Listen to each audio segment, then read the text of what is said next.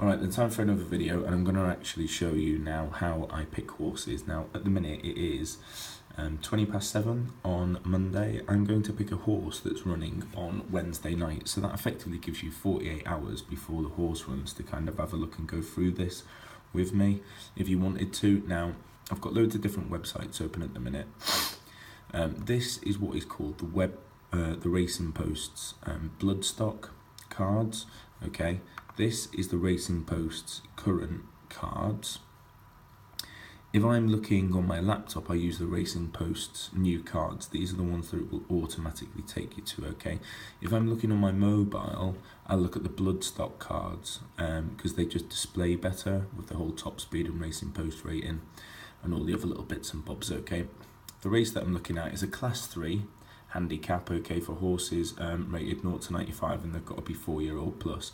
So there's none of this complicated, there's a 3-year-old in there, so the 3-year-old gets a 3-year-old allowance, blah, blah, blah, blah, blah. Okay, but that does happen in racing, okay, and I've put a little link in the post that takes you to, it's not the BHA, it's something else, but it describes the conditions of certain races. So I alluded to conditions in a previous post, okay, and effectively from the Racing Post website, if you just go on, you set up your card, owner form, my notes, quotes, etc, etc. Although if you're using something like quotes, you need to be a member, okay, but if you hit conditions, it tells you there the conditions of the race, and these are important, okay.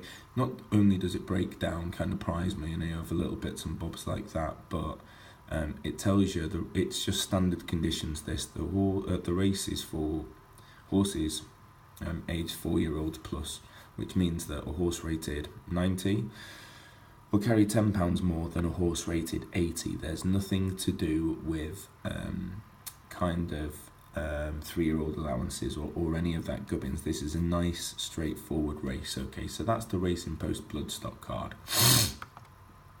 Another one is the kind of bog standard Racing Post card. This is what you get at the minute online and on the app. That's what that one will look like. Another thing that I use is something called the Sport in Life race cards. Now, I'm not interested in any of that they say, really. You might be, okay, but I'm not. The only reason I look at this is once I've made my decision, I'll have a quick look at their betting forecast. It's not always accurate, but they have a rough betting forecast, and that kind of helps me decide whether the horse is value or not, okay? So that's that one. And then the last one is something called drawbias.com. Now, if you type in something like Kempton 6 furlong draw bias, I know this is a mile and 4 furlong race, okay? But if you type in something like Kempton 6 furlong draw bias, you'll get this website, okay?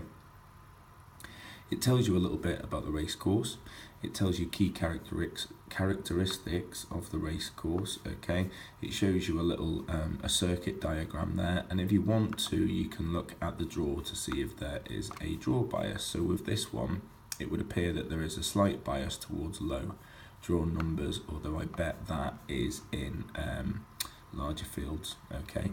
And you can kind of read that. Now, one thing I would say is I don't use this very often, but if it's a course like Chepstow, for example, where it's downhill and it's undulating, okay, and you might not know that, this will highlight it's a downhill course, it's undulating, it suits front runners, okay, so this site will give you good information like this.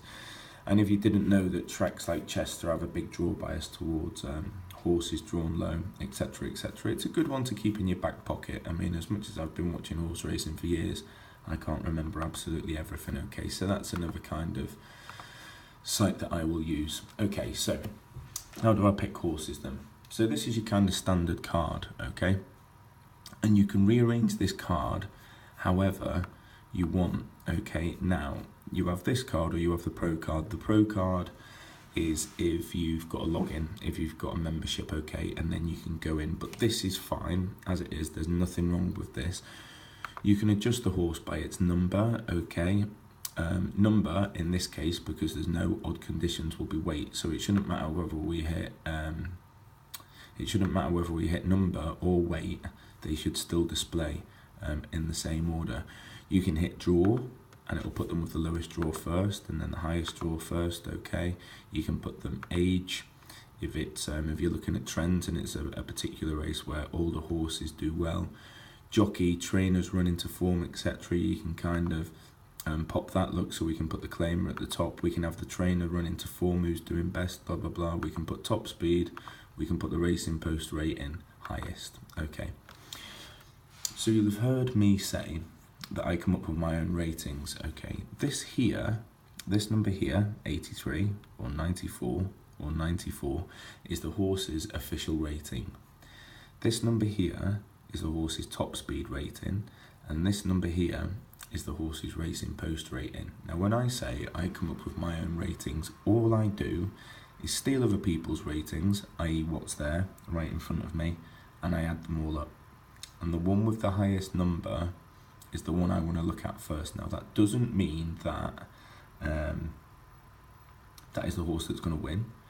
That just means to me that that is the horse that I want to look at first. Okay, so what I do, because it's easier, because you'll notice there's £12 in official ratings is the difference between them.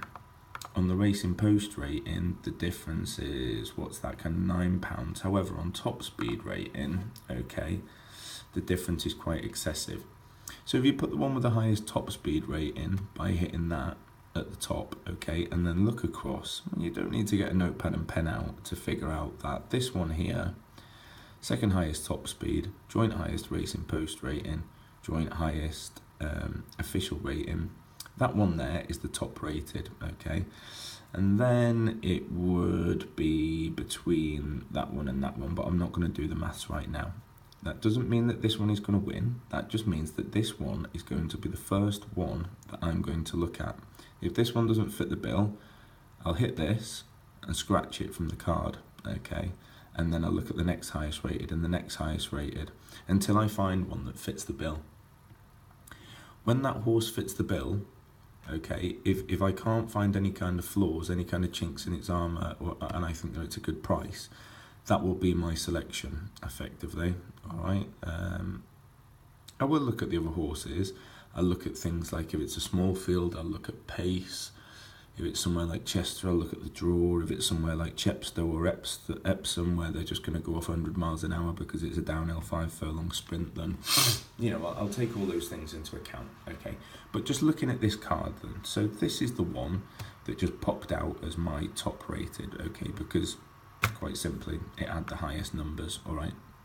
The conditions of the race were that it was a 1 mile 4 race at Kempton, okay, and it was a 0 to 95 handicap for horses rated 0 to 95, and this one is rated 95 on the all-weather, okay, so he's rated 94 on the all-weather, but because he's only one win from 18 on turf, he's only rated 90 on turf.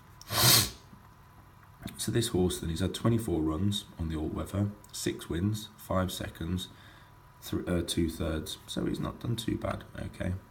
So he's rated 94 at the minute. If you do nothing, excuse me, these will be displayed in date order, okay, from his last run descending, and you can tell that by the date, okay. So other things that you can do is, if you hit this, it will put all of his runs at Ascot, all of his runs at Beverley, Cartmel, Catterick, blah, blah, blah, blah, blah, all the way down to Kempton, where we are at the minute, okay? And then we can just look at his 3 runs that he's had at Kempton, which is where we are at the minute. Distance, same, you can go down to all his runs at 1 mile and 4. Go in, we're looking for the ones where, we're looking for the basically all-weather form, okay? We hit this, we can look at all of his wins, and that will also put his last win at the top. So his last win was over 1 mile and 4 at Lingfield in a class 3 handicap, and that was off 94. He's rated 94 today. He is on his last winning mark. He won by a nose last time. Okay, so straight away we know you don't need to be a horse racing genius to figure this out, okay? Lingfield is the same surface as Kempton. They ride a little bit different, okay, but it's the same surface. His last win was in February last year, okay, so he's over a year without a win, but it came in a class 3 handicap, which the race at Kempton is. It came over 1 mile and 4, which the race at Kempton is, and it came off a mark of 94, which he is carrying at Kempton. Okay, so this one looks quite promising, even though he's not won for a while. So let's have a look how he's done at Kempton then. And you can see in his 3 runs at Kempton, he has finished second over a mile and 4, okay, off a mark of 95. He's finished first over a mile and 4, off a mark of 85. And he's finished third, beaten 2 1/4 lengths, okay, off a mark of 80. So the most recent one at the top, November 16, he was second, but he was beaten 4 lengths off a mark of 95, okay. So he's not won for a while. He is on his last winning mark. The last time he ran over a mile and 4 at Lingfield in a Class 2 handicap, that's a better race. He was beaten 13 lengths off a mark of 95. Okay, so I'm going to say that all in all, even though this one has had 3 runs over course and distance and he's finished first, second, third, that's a little bit too much for that one. Okay, so, and then we could look at this one. All right, we could look at Gibbs Hill. Now this little B here next to his name means blinkers. The 1 next to it means first time blinkers. So this is the first time. Oh, not my phone, apologies. This is the first time the horse has worn blinkers. That's quite interesting, okay, that could kind of help the horse concentrate. Roger Varian, fantastic trainer. Ryan Moore, I have my opinion of him. It's not the same as everybody else's, but, you know, I'll let him off. Okay, so he's had 3 runs on turf and 1 win. 1 second, 1 third. 3 runs on the all-weather, 1 win, 1 second, 1 third. So actually, he's never been out the first 3, has he? Okay. He only went up to a mile 4 on his penultimate start, and he won. And he won off a mark of 85. He was then sent off favourite for a mile and 4 Class 2 handicap, probably quite a decent race at York. And he failed. Okay, he's still rated 94, so even though he got beat off that mark at York, the ground was soft. Oh, but then he won on soft at Sandown. I mean, look, he's had 6 runs, he's never been out the top 3. Could be that it's a slowly run race or something. Let's have a fucking hell, he was battered. It could be that this one's just really good. Lord Yates, he was rated 88 there. Let's see what he's rated now. He's now rated 99. Okay, so he was beaten by a good one there. So we can put a line through Lord Yates. Actually, Gibbs Hill was only beaten a neck by this Bourgeois, and Ryan Moore was riding that one that day as well. So he'll have a good idea where he is. Held up in touch. Headway 3 furlongs out, ridden along to chase the leading pair, well over a furlong out. Driven and kept on the same pace. Track leaders, he went chasing the winner. So what I can tell from this one is that of those that was held up, he did best. It's best not to write that one off just now. Stronger pace here will likely help him. Newcastle's Tappiter, Wolverhampton is Tappiter. Well, I mean, look, I could look into the breeding and bits and bobs like that, okay, and if you did want to look into the breeding, you could look at the pedigree there. Or you can just click down on the horse here, look at Master Craftsman, and then you know what, even if you Google Master Craftsman's record on Polytrack or something like that, it'll come up with kind of his progeny stats. Or what you can do is you can go, you can click on the sire.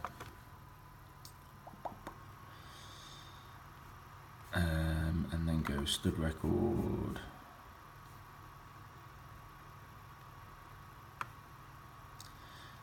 Okay, and then progeny statistics.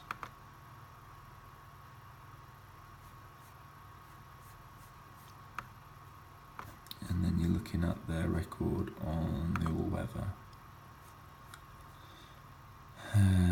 So on the all-weather, 25%, okay. So that means of 160 runners, 40 of them have managed to win a race. That doesn't mean that from 160 runs, 40 have won. That means from 160 unique runners, 40 of them have managed to win at least one race on the all-weather. It doesn't say whether it's tappet or fibre sand or whatever, okay, but they've got a fair record on that. I'd give this one a chance, you know.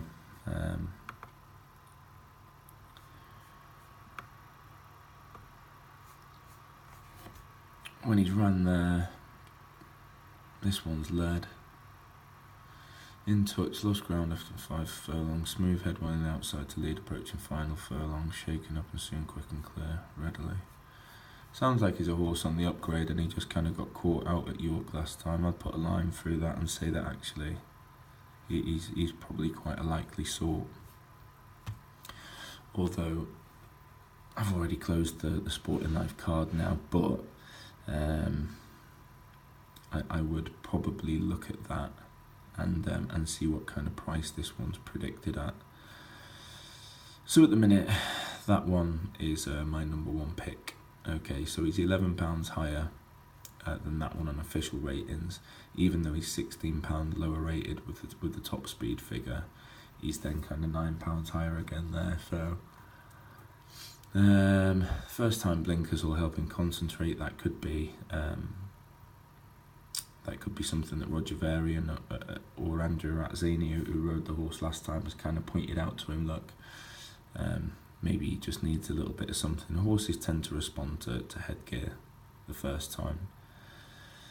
It looks, it looks a good selection. If I'm honest, this one will probably be Fav for no other reason than Ryan Moore's on there, but yeah, I think that one will probably be my selection. Other things that you can do if you really, really want to, okay, you can click on the jockey. You can look at his booked rides. It will be interesting to see how many he's going to Kempton for that evening. So on Wednesday, he's got 4 rides there. So it's not like he's just going for one horse, okay. Another thing that you can do is you can go kind of to the Jockey Club replays.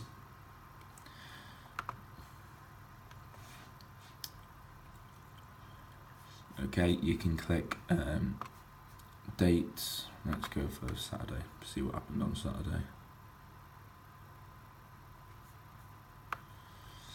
And you can pick your way through races. Their place in the stalls. They were surprised a little bit restless and jumped a little bit awkwardly. Apologies. Alright, you can so you can watch replays of kind of Jockey Club courses. You can, if you're going at the races, you can watch their replays for free. Unfortunately, some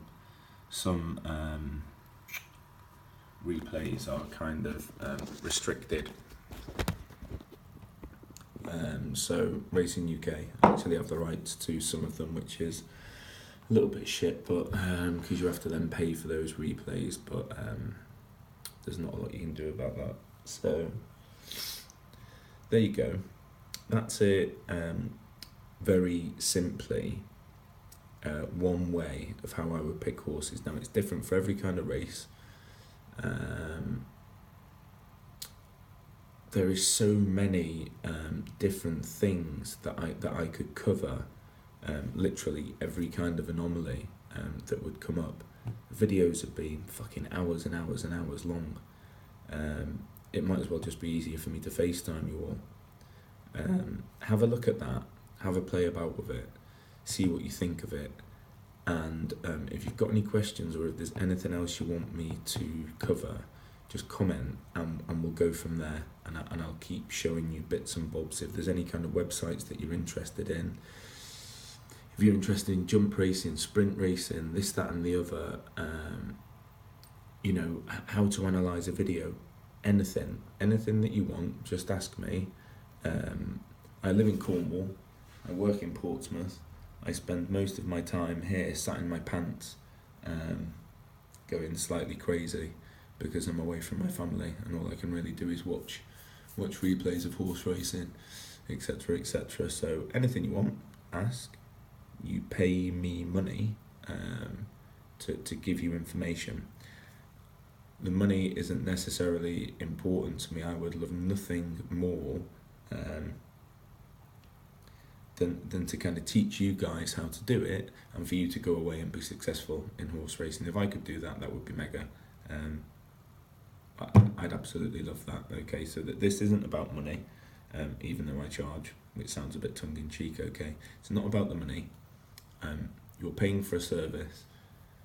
Fuck me, I pay £3, whatever it is, for, well, about £2.40 I think it is for the Racing Post most days, and I barely read the thing because actually I can't fucking stand it. It's just, it's all the signposts and other little bits and bobs that are quite kind of interesting. They just help keep your head ticking over when you've missed a little bit of racing. But people pay money for that. You know, you subscribe to Racing Post, you subscribe to this, all the rest of it. Are they any good? Not really. They don't pick half the fucking winners out. They're no different than the rest of us, okay? But they do give you insight, and I want to help you. That's the most important thing. As ever, thanks again for your time. If there's anything else you want, please comment, and we'll go from there.